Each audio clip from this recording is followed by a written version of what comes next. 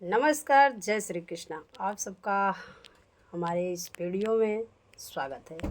जैसा कि आप लोगों को हम बता दें कि आज का इस टॉपिक पर हम क्या कहने वाले हैं, आप लोग थोड़ा गौर से सुनेंगे।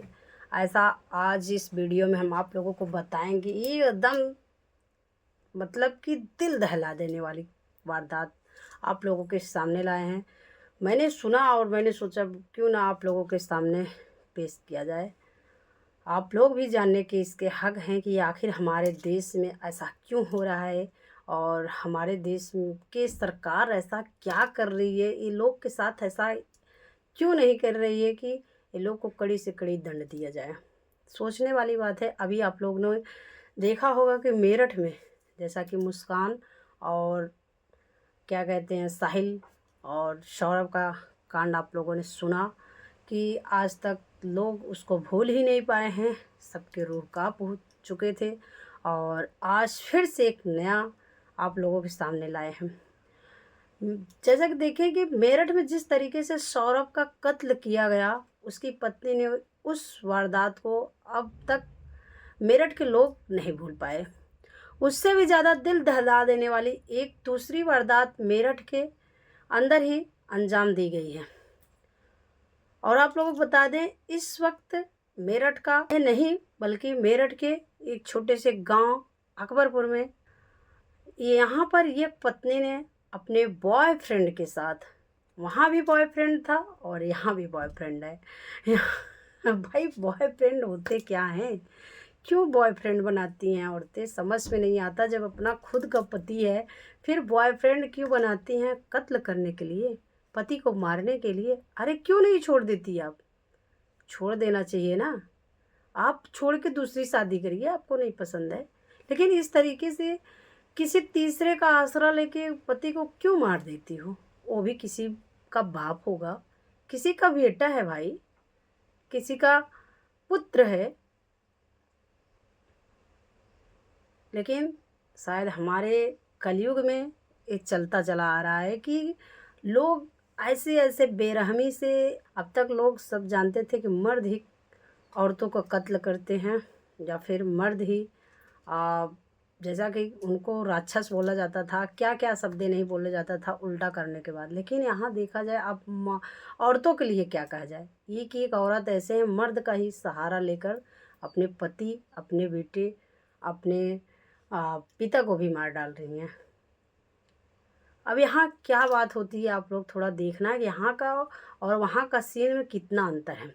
आप लोगों को बता दें कि अपने बॉयफ्रेंड के साथ मिलके न केवल अपने पति की हत्या की बल्कि जेल से बचने के लिए इस तरीके से दिखाया कि उसके पति को सांप ने डस लिया। सोचने वाली बात है भाई।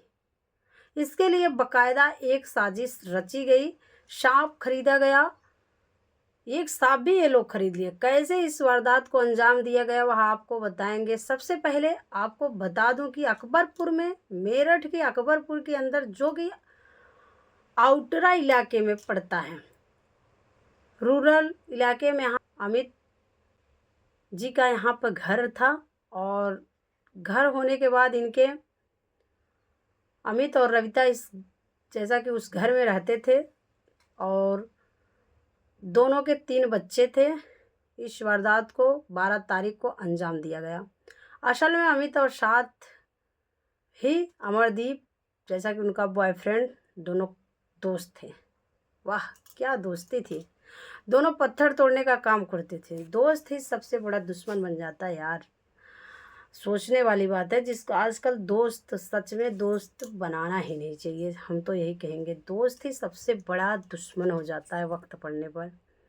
आपके धन को भी अर्जित करता है और आपकी बीवी को भी अर्जित करता है। ऐसे आजकल के दोस्त हो चुके हैं।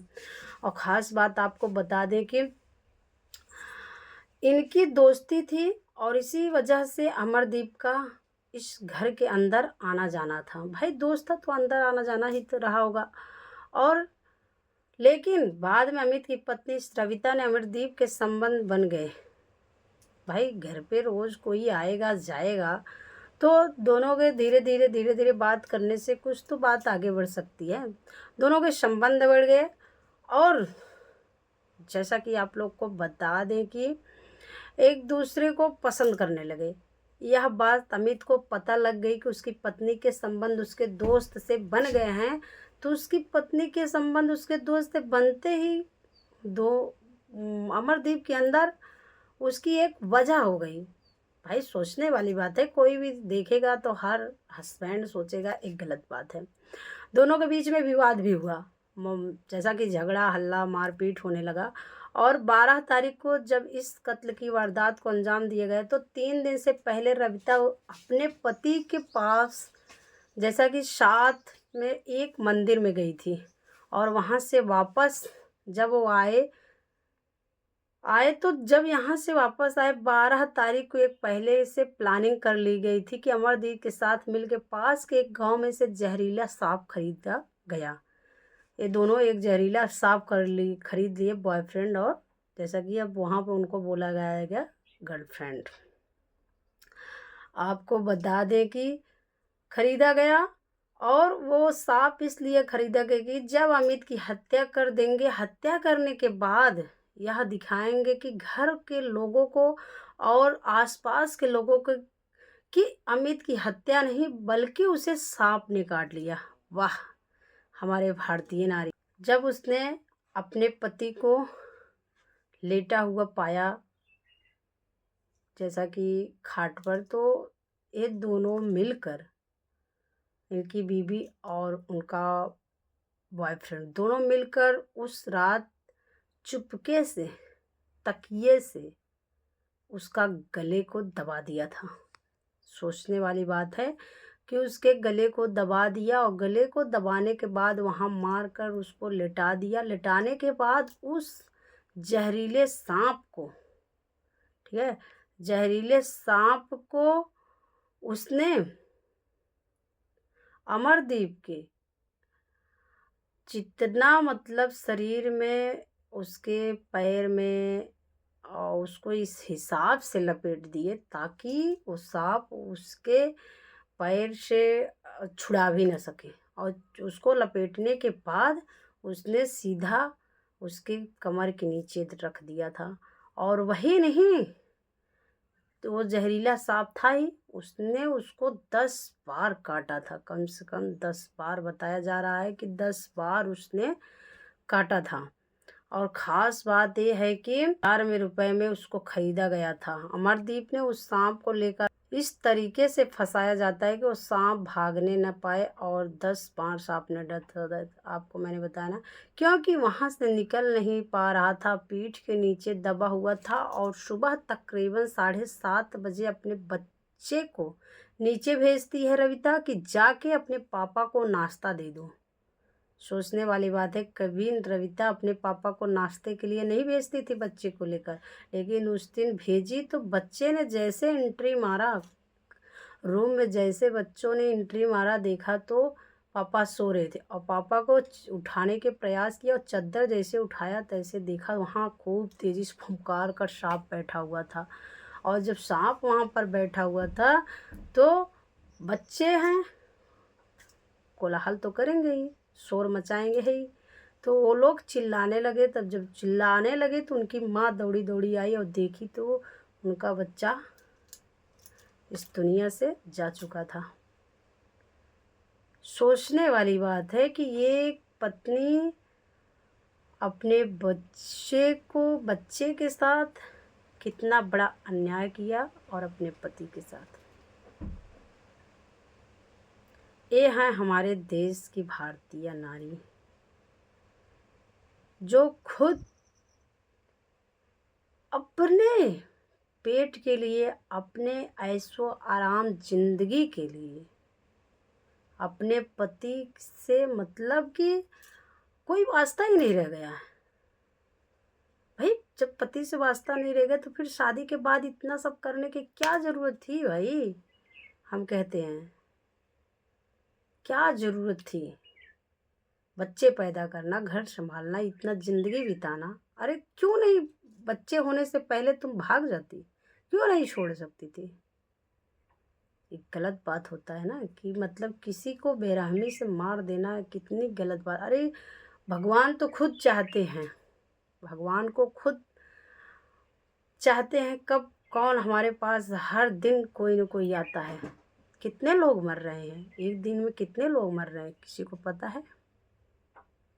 लेकिन फिर भी सोचने वाली बात है कि ऐसे ऐसे कांड होते हैं हमारे देश में कि अगर सुन लो तो आप 2 दिन तक तो डिस्टर्ब रह चुके, आपको भोजन नहीं उतरेगा अच्छे से।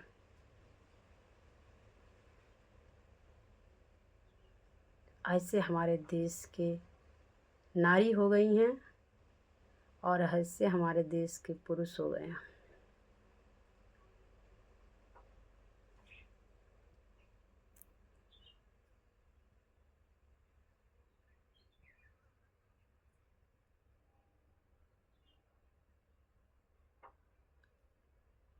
लेकिन एक गलत बात है, ऐसा नहीं करना चाहिए।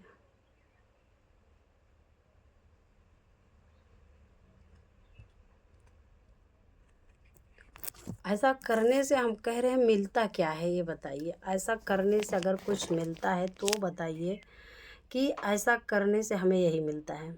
हर भारतीय नारी से पूछना चाहती हूँ मैं भी एक भारतीय नारी हूँ। आप जैसा कि अब मैं भी किसी की बेटी हूँ, मैं भी किसी की बहू हूँ, किसी की पत्नी हूँ। मैं तो कभी गलत सोच ही नहीं सकती, क्योंकि चाहे किसके ऊपर दुख सुख नहीं आते हमें ये बताइए, सबके ऊपर आते हैं ना। जीवन है, कभी सुख आता है तो कभी दुख आता है, दुख के बाद सुख आता है, सुख के बाद दुख आता है। लेकिन ऐसा क्या करना उचित होता है कि आप किसी का भी बेरहमी से कत्ल कर दो? कभी एक बार भी कोई सोचता है? और हमारे देश के पीएम को ये चीज़ नहीं दिखती है कि ऐसी पत्नियों को सीधा मौत देना चाहिए, क्योंकि उनको दंडित नहीं करना चाहिए कि इनको जेल लेके जाओ और जेल में रखे रहो, खाना देते रहो 2 वक्त, और उसके बाद इनको धीरे धीरे 6 महीना, 10 महीना, 8 महीने, 4 साल, 5 साल पे छोड़ दो। एक गलत है, ऐसी पत्नियों के सारेआम सीधा फांसी चढ़ा देना चाहिए, क्योंकि ऐसी पत्नियां देश में या किसी के जिंदगी में इंटरफेयर करने के लिए नहीं है। भाई उसका भी जैसे पति के लिए रूल्स बनता है, हस्बैंड के लिए रूल बनता है, किसी पत्नी पे बस उतना ही रोक लगाए जितना जरूरी होता है, किसी लड़की पर उतना ही अत्याचार करे जितना जरूरी होता है। वैसे लड़कियों के लिए भी वही रूल होना चाहिए कि किसी लड़के के, किसी पति के, किसी के बेटे के ऊपर उतना ही अपना हक जमाए जितना जरूरी होता है। उसको जान से मारने का अधिकार किसी को नहीं है। जान से मारने का अधिकार सिर्फ अगर कोई है तो भगवान है। वो जब चाहेंगे तो लोगों को ले सकते हैं, जब चाहेंगे तो लोगों को दे सकते हैं, लेकिन मारने का अधिकार। लेकिन एक गलत बात है, अगर इसमें किसी का भी हक बनता है तो सिवाय परमात्मा के, और ऐसे नारियों को नहीं बनता है, ना ऐसे नरभक्षों का बनता है। ठीक है, ठीक है। आज के इस वीडियो को अगर आप लोगों को थोड़ा सा भी सर लाज हया होगा तो आप लोग इस वीडियो को इतना ज़्यादा शेयर कर दो कि लोग शर्म से झुक जाएं, ऐसे ऐसे कांड कभी न करें। अरे हम नहीं, आप लोग खुद स्वयं बोलो, कमेंट में बताओ कि सच बात है कि नहीं, कि ऐसी लड़कियों को सीधा जला देना चाहिए, ऐसी लड़कियों को सीधा फांसी दे देनी चाहिए। ये जीने के काबिल नहीं है भाई, ये जीने के काबिल नहीं है। मेरा वीडियो बनाने का ये मकसद नहीं था कि सिर्फ आप लोगों को बताया जाए। मेरा वीडियो बनाने का एक और मकसद था कि मतलब मैं अपनी आवाज़ में जो बता रही हूँ ये गलत नहीं है। मैं अपनी आवाज़ को जो भी आप लोगों के सामने रख रही हूँ ये गलत नहीं है, कहीं ना कहीं ये सच बात है। सबके अंदर ये बात आती है, लेकिन कोई है बोल पाता है, कोई है नहीं बोल पाता है। तो इसलिए सबको चाहिए, अपनी आवाज़ को सब रख सकते हैं। ये सोशल मीडिया है, जितने जिसके में दम हो वो सब अपनी आवाज़ को रख सकते हैं, कोई रोकने टोकने वाला नहीं है भाई। तो इसलिए प्लीज़ आप लोगों से एक ही रिक्वेस्ट करती है आपकी बहन, प्लीज़ आप लोग कमेंट करके बताना मेरी बात क्या सच है क्या गलत है। मिलेंगे नेक्स्ट वीडियो में आपके लिए नेक्स्ट टॉपिक पर।